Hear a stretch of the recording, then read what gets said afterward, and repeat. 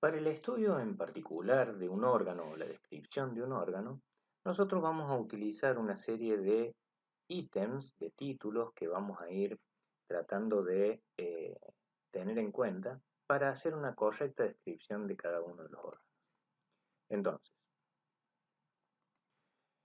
en el caso del estudio de los huesos, nosotros vamos a tomar en cuenta nombre, situación, participación, dirección, conformación y accidentes. Vamos a hacer hincapié en estas diapositivas en los tres últimos puntos que suelen ser los más complicados a la hora de realizar la descripción.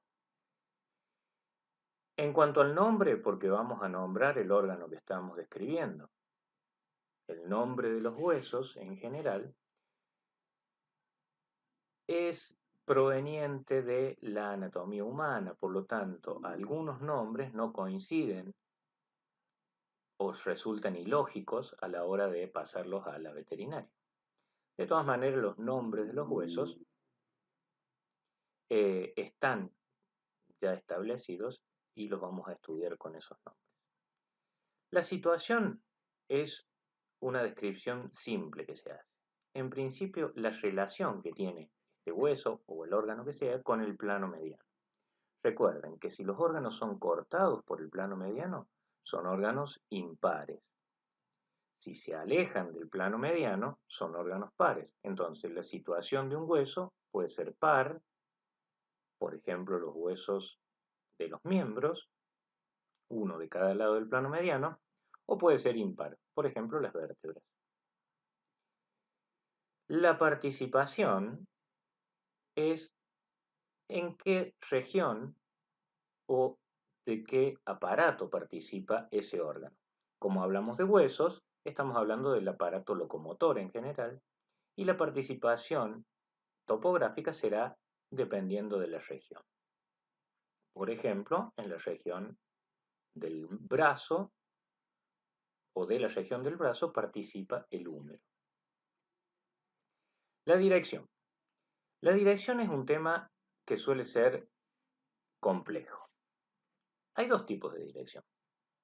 La dirección absoluta, que no tiene demasiadas eh, dificultades. La dirección absoluta es la dirección propia del, del hueso o del hueso solo, digamos. Puede ser recto, puede ser un hueso curvo, como algunas costillas, etc.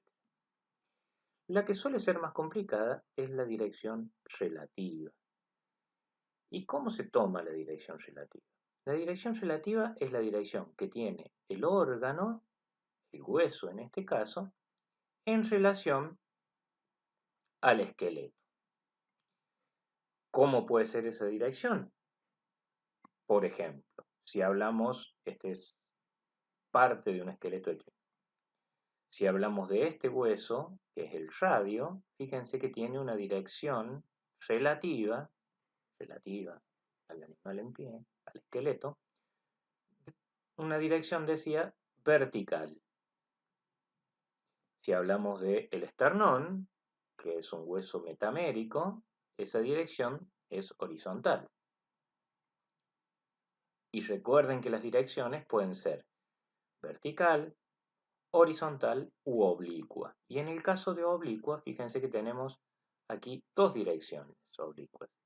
Una que es oblicua en este sentido y la otra que es oblicua en este sentido. Cuando la dirección es oblicua, debemos aclarar qué tipo de oblicuidad tiene. Por ejemplo, esta escápula, su eje mayor, tiene una dirección cráneo-ventral, porque su extremo más craneal también es más ventral. Lo mismo podríamos decir dorso-caudal, porque su extremo más dorsal es más caudal. En cambio, el húmero tiene la dirección relativa oblicua pero opuesta. En este caso sería cráneo proximal, recuerden que ya estamos en el miembro, por lo tanto no decimos dorsal y ventral, sino proximal y distal. La dirección entonces es oblicua cráneo proximal o caudodistal. Este es un tema, el de las direcciones, que lleva mucha práctica para llegar a dominar. Ahora, en cuanto a la conformación, también suelen aparecer algunas dificultades. La conformación relativa no es tan problemática. La conformación relativa es la conformación del hueso, en este caso, relacionado a alguna figura o algún cuerpo geométrico. Por ejemplo, la conformación relativa del húmero del perro podría ser cilíndrica. La conformación relativa de la escápula podría ser triangular y así. Es decir, relacionar relativo a alguna forma o cuerpo geométrico. La que suele presentar dificultades es la conformación absoluta. Y en cuanto a conformación absoluta, nosotros vamos a clasificar a los huesos en cuatro formas absolutas. Esta forma está determinada básicamente por la relación entre las dimensiones del hueso. Los huesos tienen tres dimensiones: largo, ancho y espesor.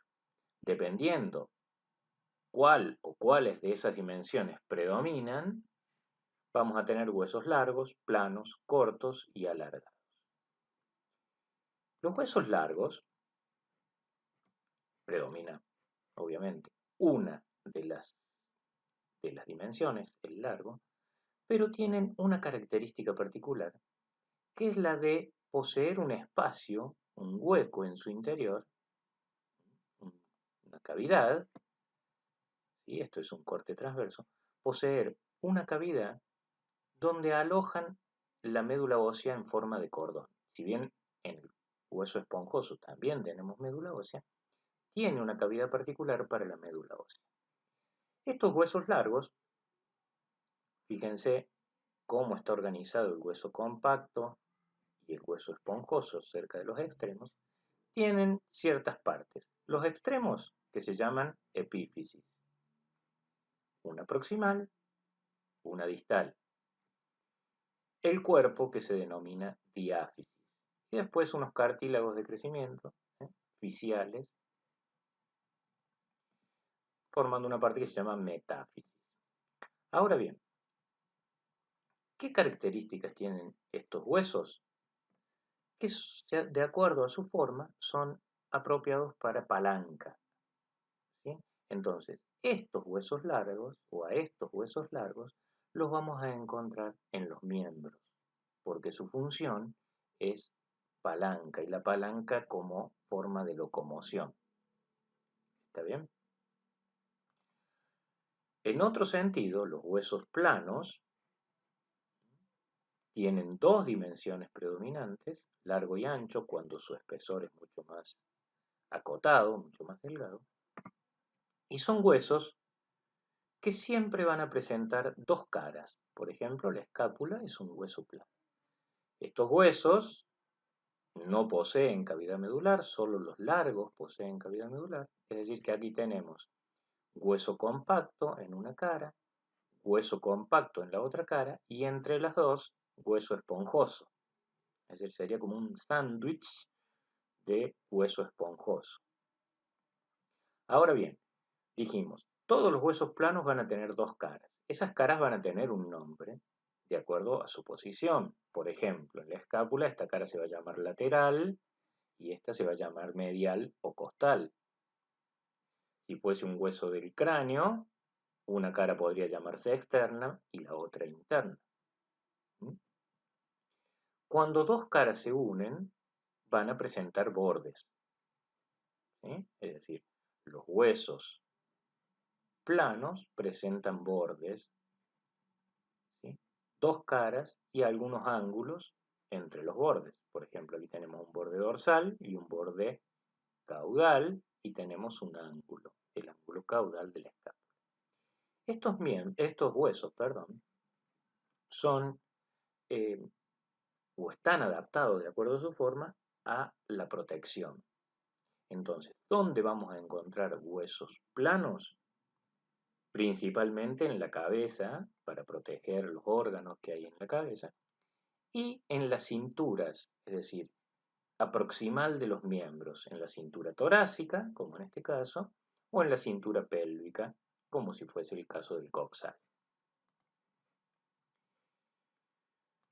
Los huesos cortos, en cambio, son huesos donde ninguna de las dimensiones predomina, es decir, son huesos que pueden ser más o menos cúbicos, si se quiere, las tres dimensiones más o menos parecidas, tienen varias caras, ¿eh? A diferencia de los planos que solo tenían dos caras, y en general son huesos pequeños, adaptados principalmente a amortiguar las fuerzas o a descomponer las fuerzas, a soportar el peso. Entonces los vamos a encontrar en lugares de alto impacto de la fuerza. Por ejemplo, a nivel del carpo o del tarso, como en este caso, y a nivel de las vértebras que soportan toda la tensión del arco del cuerpo, ¿verdad? Ahora bien, algunos libros les van a marcar como conformación absoluta huesos irregulares y en este caso se refieren básicamente a las vértebras. Nosotros vamos a ver después que todos los huesos tienen diferentes accidentes y los accidentes son básicamente irregularidades. Por lo tanto, no podrían existir huesos regulares, huesos sin accidentes. Entonces decir que hay huesos irregulares podría ser casi como una contradicción a la nómina, si se quiere. Entonces, nosotros vamos a optar por agregar a estos huesos irregulares las vértebras, por ejemplo, dentro de los huesos cortos, del modo que lo hace algunos autores. Entonces, no vamos a utilizar la clasificación de huesos irregulares. Y por último, los huesos alargados, en los cuales también predomina una de las dimensiones, en este caso el largo, pero ¿cuál es la diferencia? Que no vamos a encontrar una cavidad medular. ¿Sí? Este es el ejemplo de las costillas, por ejemplo. Son huesos alargados, pero al no tener cavidad medular, no se pueden clasificar como largos, sino como alargados. O sea, son huesos largos, quiero decir, predomina el largo, pero no pueden clasificarse como largos por no tener una cavidad medular. Eso en cuanto a conformación. Y por último, los accidentes. Esto suele generar algún tipo de dificultad y lo vamos a tratar de simplificar al máximo. Los accidentes que son irregularidades en la superficie del hueso. Cualquier hueso que veamos va a tener alguna irregularidad en su superficie. Puede ser una eminencia, es decir, alguna irregularidad sobresaliente, o puede ser una depresión, ¿sí? Puede ser eh, una cavidad.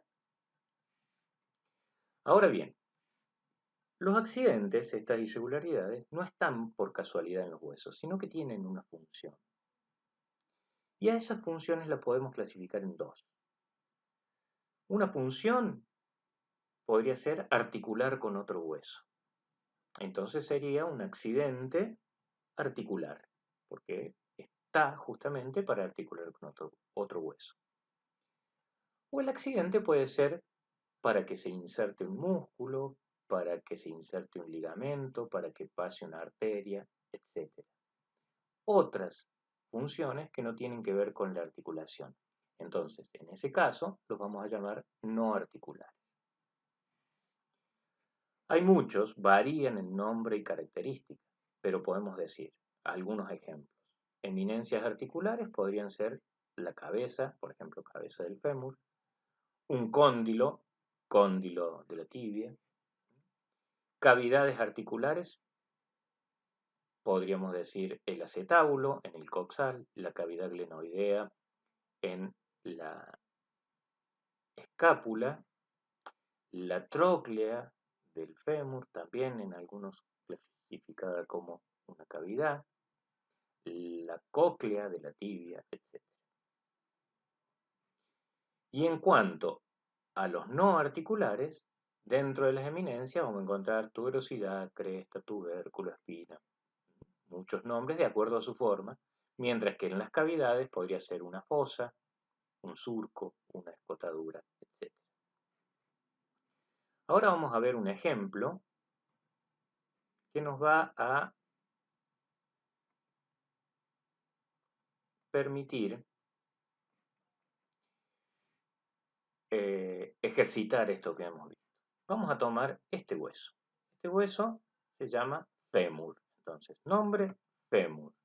Como es un hueso del miembro, su situación es par. Tenemos un fémur izquierdo y un fémur derecho. Situación par. ¿Sí? ¿Dónde participa? En la región del muslo, la base ósea del muslo.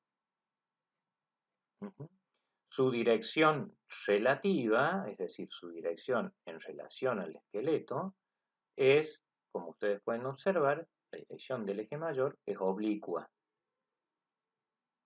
Al ser oblicua, nosotros tenemos que aclarar qué tipo de oblicuidad. En este caso, noten ustedes que el extremo más craneal está más a distal. Entonces, esta oblicuidad es cráneo-distal. También podemos decir que es caudo-proximal. ¿Sí? La conformación absoluta es la de un hueso largo. Es decir, si nosotros cortamos el fémur, vamos a encontrar una cavidad medular. Y en cuanto a los accidentes, podemos nombrar algunos. Primero vamos a reconocer epífisis proximal, la que se ubica aquí, epífisis distal, la que se ubica aquí. Caras tenemos por este lado una cara medial, esta que estamos viendo que es la cara craneal, esta que sería la cara lateral, que es la que vemos aquí, y esta que es la cara caudal. 4 caras. Y ahora vamos a ver algunos accidentes. Fíjense, aquí tenemos una eminencia que sirve para articular con el acetábulo. En este caso, esta eminencia es articular y se denomina cabeza del fémur. Después vemos 1, 2, 3 eminencias, son estas mismas, 3 eminencias no articulares. Estas eminencias, en el caso del fémur, reciben el nombre de trocánter. Trocánter mayor, trocánter menor, y por ser un caballo y característico de esta especie, tercer trocánter en la cara lateral. Otros accidentes que vamos a ver, por ejemplo, este accidente sobre la cara craneal y en la epífisis distal es un accidente articular, porque aquí articula este hueso que se denomina rótula. Esta porción articular del fémur se denomina tróclea. Sería, depende del autor, sería una depresión articular, una cavidad articular. En este caso, hacia la cara caudal, también en la epífisis distal, otros accidentes articulares que se denominan cóndilos. Y como son dos, hay un cóndilo lateral y un cóndilo medial. Podemos encontrar una depresión o una cavidad no articular que sería esta fosa supracondilar, etc. Esa es la forma en que describimos a los huesos y espero que con este ejemplo pueda quedar más claro.